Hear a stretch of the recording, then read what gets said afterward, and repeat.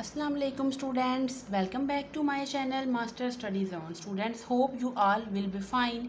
जी students, तो आज हम डिस्कस करेंगे केमिस्ट्री क्लास 10 के चैप्टर नंबर 15 स्टोइचियोमेट्री को।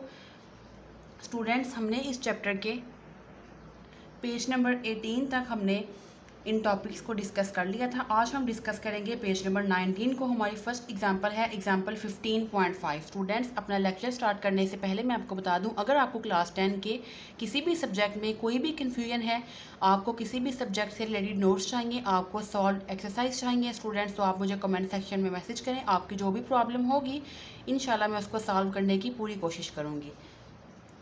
जी स्टूडेंट्स, तो हमारी 15.5 एग्जाम्पल है 500 centimetre cube of hydrochloric acid contains 1.8 gram of dissolve hydrogen chloride.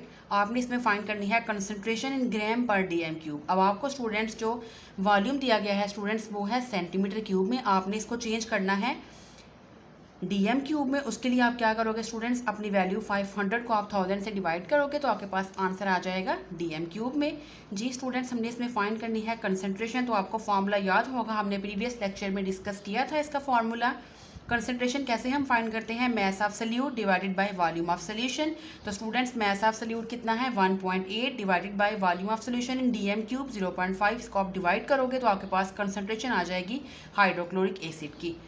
Next students, हमारी एग्जांपल है, इसमें आपने कैलकुलेट करना है मैस को। सेम स्टूडेंट्स वही फार्मूला है, इसमें देखिए अब आपने मैस को फाइंड करना है और आपको जो कॉपर सल्फेट जो ग्राम में दिया गया है वो है 2 डीएम क्यूब ऑफ सोल्यूशन, यानी कि आपने मैस ऑफ कॉपर सल्फेट इन ग्राम में फाइंड आउट करना है। और जो वॉल्यूम ऑफ सोल्यूशन है वो आपको दिया गया है 2 डीएम क्यूब और कंसंट्रेशन भी आपको गिवन है 15 ग्राम पर डीएम क्यूब। स्टूडेंट्स, फार्मूला वही रहेगा, volume is equal mess divided by concentration is equal mess divided by volume. अब स्टूडेंट्स, इसमें आपको कंसंट्रेशन गिवन है, आपने इसमें फाइंड क्या करना है मैस, यानी कि मैस आपने फाइंड करना है। तो आप वॉल्यूम को कंसंट्रेशन से क्या कर दोगे मल्टीप्लाई, तो आपके पास मैस आ जाएगा। जी स्टूडेंट्स, तो मैस फाइंड करने के लिए आप कंसंट्रेशन को मल्टीप्लाई कर दोगे वॉल्यूम से। कंसंट्रेशन थी 15 मल्टीप्लाई वॉल्यूम कितना था, जी स्टूडेंट्स, वॉल्यूम था 2 डीएम क्यूब। तो आप 15 को 2 से मल्टीप्लाई करोगे, आपके पास मैस ऑफ सल्यूट आ गया 30 ग्राम। नेक्स्ट आपकी स्टूडेंट्स एग्जांपल है 15.7। इसमें आपने सोल्यूशन प्रिपेयर किया है, आपने 10 ग्राम सोडियम हाइड्रोक्साइड को 1.2 डीएम क्यूब वाटर में डिसॉल्व किया और आपके पास सोल्यूशन बना। आपने भी इसमें कंसंट्रेशन फाइंड करनी है। अब देखिए स्टूडेंट्स, यहाँ पे उन्होंने आपको बोला है कि आपने कंसंट्रेशन फाइंड करनी है मोल पर डीएम क्यूब में, मीन्स कि आपने यहाँ पे मोलर कंसंट्रेशन को फाइंड करना है। तो इसके लिए अब आप क्या करोगे, सबसे पहले आप इसमें नंबर ऑफ मोल्स फाइंड कर लोगे। कैसे, आप मैस को डिवाइड करोगे मोलर मैस से। मैस कितना था आपको दिया गया 10, सोडियम हाइड्रोक्साइड का मोलर मैस होता है 40। कैसे, सोडियम का 23 प्लस ऑक्सीजन का 16 प्लस हाइड्रोजन का 1। जब आप इसको ऐड करोगे तो आपके पास आंसर कितना आएगा 40। अब आपने कंसंट्रेशन फाइंड करनी है, वही फार्मूला स्टूडेंट्स, मैस को आप डिवाइड कर दोगे वॉल्यूम से। अब आपके पास मैस कितना आ गया है 0.25 mass of solute divided by volume of solution कितना था 1.2। आप दोनों को डिवाइड करोगे, आपके पास आंसर आ जाएगा 0.21 मोल पर डीएम क्यूब। स्टूडेंट्स, ये जो क्विक चेक हैं, ये मैं इस चैप्टर के जितने भी क्विक चेक हैं सारे सॉल्व करके आपके साथ शेयर कर दूंगी। इसके लिए हम अलग से एक लेक्चर रखेंगे जिसमें मैं आपके साथ सारे क्विक चेक को सॉल्व करके आपके साथ शेयर कर दूंगी। जी स्टूडेंट्स, हमारा नेक्स्ट टॉपिक है calculate the concentration of solution in titration using empirical data. Students, अब इसमें आपने कंसंट्रेशन फाइंड करनी है सोल्यूशन की, किस तरह से, बाय टाइट्रेशन। अब स्टूडेंट्स, टाइट्रेशन में आप एक बात याद रखिए कि इसमें हमारे पास एक नाउन कंसंट्रेशन होती है और एक अननाउन कंसंट्रेशन। एग्जाम्पल आप कुछ यूँ इस टॉपिक को समझ लीजिए इस एग्जाम्पल से कि स्टूडेंट्स, फॉर एग्जाम्पल मैंने आपके सामने 2 बीकर रखे हैं। एक बीकर में आपको पता है कि मैंने वाटर में 4 जो चम्मच हैं वो शुगर के डिज़ोल्व किए हैं और दूसरे में मैंने शुगर डिज़ोल्व तो की है, मीन्स कि उसमें सल्यूट तो है बट आपको उसकी कंसंट्रेशन का नहीं पता, वो अननोन कंसंट्रेशन है। तो हम टाइट्रेशन की मदद से वो अननोन कंसंट्रेशन को फाइंड आउट करते हैं कि इसमें हमने कितना सल्यूट ऐड किया है। इसको हम बोलते हैं टाइट्रेशन, यानी कि इस प्रोसेस को टाइट्रेशन में एक नाउन कंसंट्रेशन होती है और एक अननाउन कंसंट्रेशन। तो हम नाउन कंसंट्रेशन की मदद से अननाउन को फाइंड आउट करते हैं। तो students, concentration of solution can be determined by titrating it with the solution of known concentration till the end point is reached। तो स्टूडेंट्स, मोस्टली इसमें एंड पॉइंट क्या होता है टाइट्रेशन में, कलर चेंज, यानी कि आपको जो कलर है वो चेंज होता नज़र आएगा तो वो आपका एंड पॉइंट होगा। इसकी एग्जांपल स्टूडेंट्स मैं आपको देती हूँ। फॉर एग्जांपल मैंने आपको सोडियम हाइड्रोक्साइड का सोल्यूशन दिया उसमें स्टूडेंट्स आपने 1 to 2 ड्रॉप्स डालने हैं फिनोल्फथालीन इंडिकेटर के, तो आपका सोल्यूशन हो जाएगा स्टूडेंट्स पिंक कलर का। वो आपने फ्लास्क में लेके रख लिया। अब ब्यूरेट में स्टूडेंट्स आपने लेना है एसिड। अब आपने ड्रॉप बाय ड्रॉप एसिड को जो है वो आपने बेस में ऐड करना है, साथ आपने कंटिन्यूसली फ्लास्क को जो है वो स्टिर करना है, मिक्स करते रहना है सोल्यूशन को स्टूडेंट्स। तो आपने वॉल्यूम नोट करना है कि कितना आपका वॉल्यूम यूज़ हुआ है। जब आपका सारे का सारा जो पिंक कलर है वो आपका डिसअपेयर हो जाएगा, तो वो वॉल्यूम आपने नोट करना है कि आपका कितना एसिड यूज़ हुआ है उस बेस को न्यूट्रलाइज करने के लिए। वो स्टूडेंट्स आपने वॉल्यूम को फाइंड आउट कर लेना है। अब देखिए नेक्स्ट क्या होगा।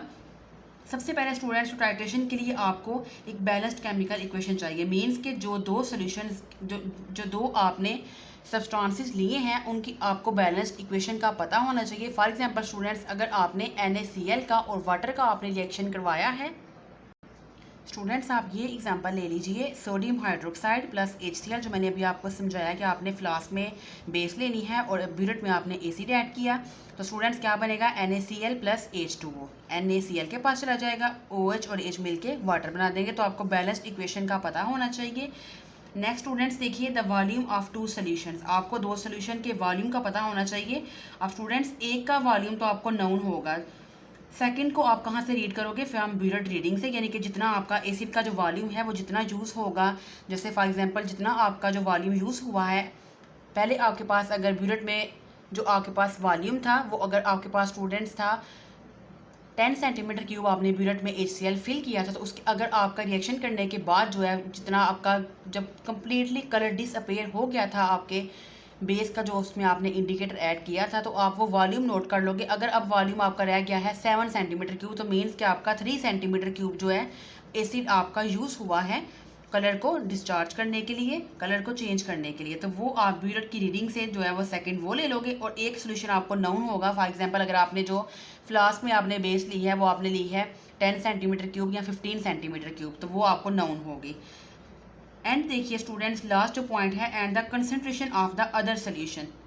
और स्टूडेंट्स एक की मोलैरिटी आपको नाउन होगी, molarity of one noun solution, तो दूसरे की आप मोलैरिटी फाइंड आउट कर लोगे जिसकी हमने कंसंट्रेशन अननाउन फाइंड करनी है। और एक सोल्यूशन की मोलैरिटी हमें नाउन होगी कि हमने इतने मोलर का सोल्यूशन प्रिपेयर किया है। इसके लिए स्टूडेंट्स हम मोस्टली ये वाला फार्मूला यूज़ करते हैं, ये जस्ट आपकी एडिशनल इन्फॉर्मेशन के लिए है। M1V1 divided by N1 is equal to M2V2 divided by N2। इसमें जो फर्स्ट वाला है स्टूडेंट्स वो बेस का है, सेकेंड वाला आपके पास एसिड का है। तो स्टूडेंट्स अब ये डिस्कस कर लें कि आपने याद कितना करना है। तो ये स्टूडेंट्स कंप्लीट पैराग्राफ आपने याद करना है, concentration of solution in titration using empirical data. तो स्टूडेंट्स सॉरी ये मैं आपको बताना भूल गई हूँ, एम्पिरिकल डाटा हम कहते हैं प्रैक्टिकल रीडिंग को। जैसे मैंने अभी आपको बताया कि आप प्रैक्टिकल परफॉर्म करो अगर लैब में, तो उसके थ्रू जो आपके पास रीडिंग आएंगी उसको हम बोलते हैं एम्पिरिकल डाटा, मीन्स के प्रैक्टिकल रीडिंग्स। जी स्टूडेंट्स नेक्स्ट एग्जांपल है 15.8। आपने एक टाइट्रेशन परफॉर्म की सोडियम हाइड्रोक्साइड और HCl की और आपके पास एंड पॉइंट आ गया 15 सेंटीमीटर क्यूब सोल्यूशन आपने सोडियम हाइड्रोक्साइड का यूज़ किया।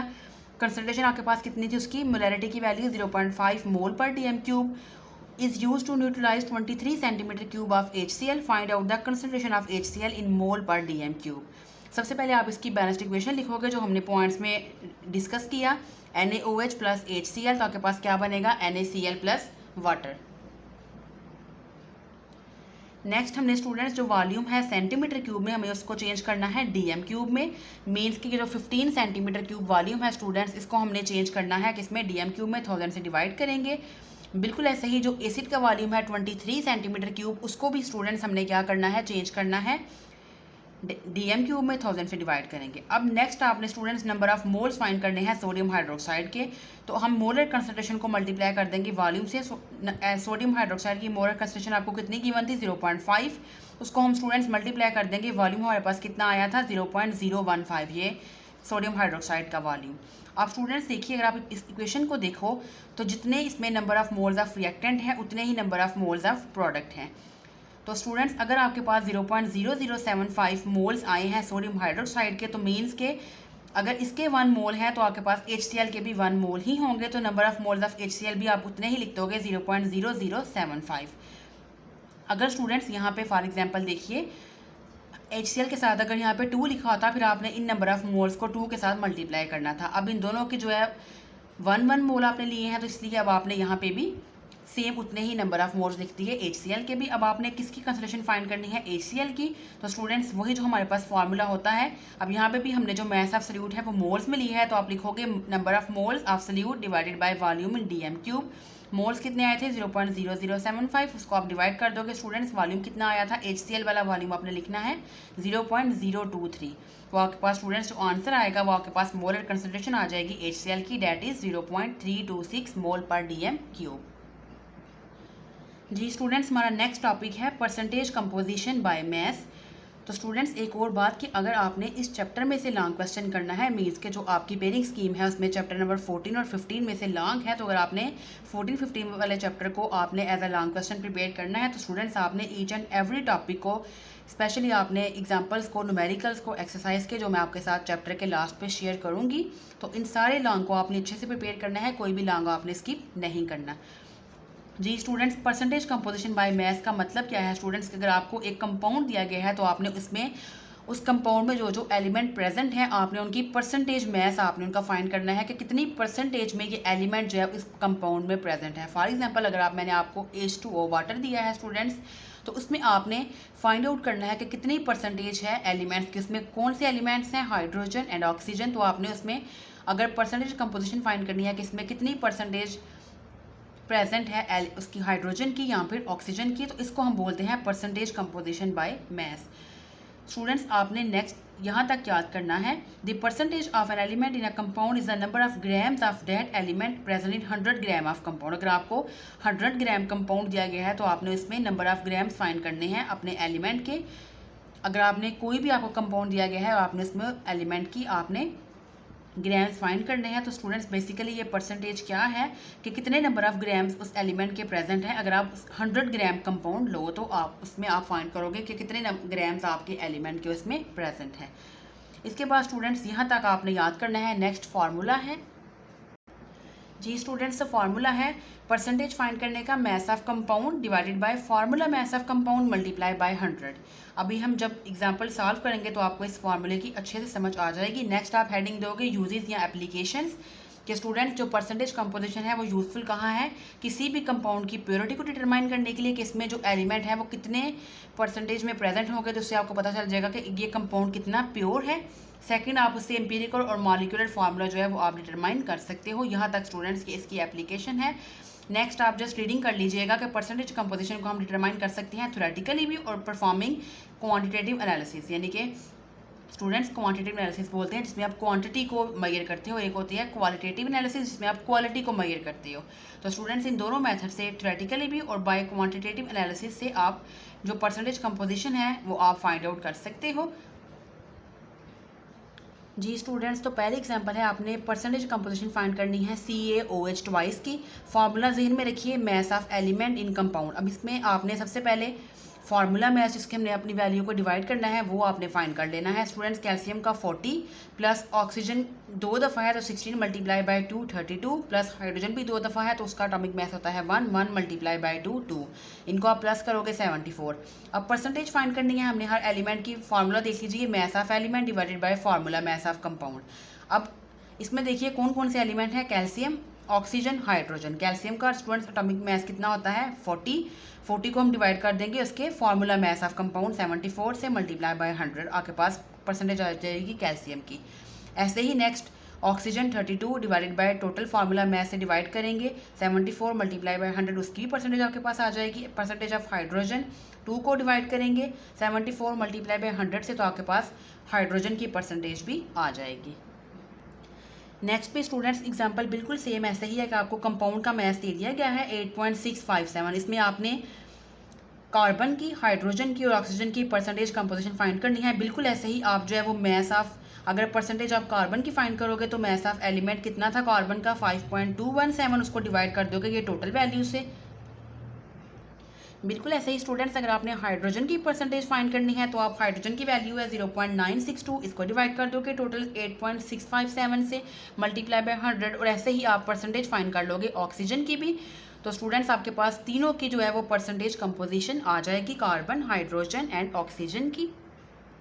जी स्टूडेंट्स, तो आज का लेक्चर हम यहीं पे वाइंड अप करते हैं। नेक्स्ट हम इंशाल्लाह डिस्कस करेंगे empirical formula and molecular formula को ऐसे ही डिटेल के साथ। तो स्टूडेंट्स, अगर आपको आज के लेक्चर में कोई कन्फ्यूजन हो, आपका कोई क्वेश्चन हो, तो आप मुझे कमेंट सेक्शन में मैसेज कर सकते हैं। मिलेंगे स्टूडेंट्स इंशाल्लाह एक नेक्स्ट वीडियो में एक नए टॉपिक के साथ। अपना बहुत सारा ख्याल रखिएगा। तब तक के लिए अल्लाह हाफिज़।